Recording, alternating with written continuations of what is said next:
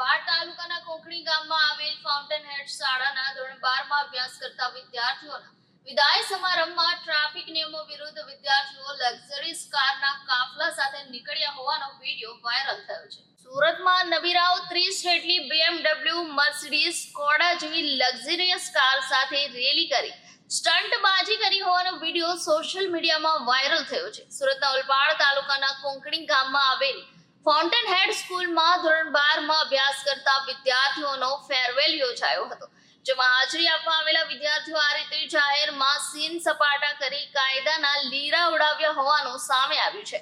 સરકારી મંત્રીના કાફલામાં કાર ન હોય એટલી કારના કાફલા સાથે નબીરાઓ નીકળ્યા હોવા છતાં પોલીસને આ બાબતની કોઈ જાણકારી ન હતી. તો બીજી તરફ આ વિડીયો વાયરલ થતા શાળાએ પણ હાથ ઊંચા કરી દીધા છે અને તેઓએ તો બસ મોકલી હતી, પણ વિદ્યાર્થીઓ કારમાં આવ્યા હોવાની વાત કરી છે.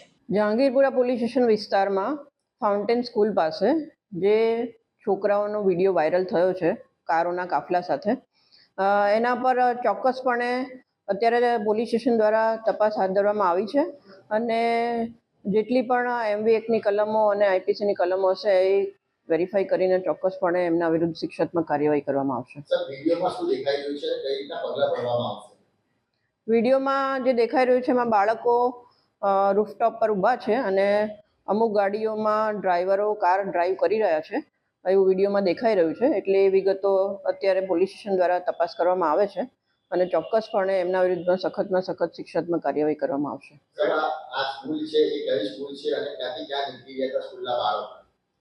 અત્યારે જે અમારી પાસે વિગતો આવી છે એ જહાંગીરપુરાની ફાઉન્ટેન સ્કૂલ છે અને આગળની કઈ જગ્યાએ ગયા હતા એની તપાસ હાલ પોલીસ સ્ટેશન દ્વારા કરવામાં આવી રહી છે.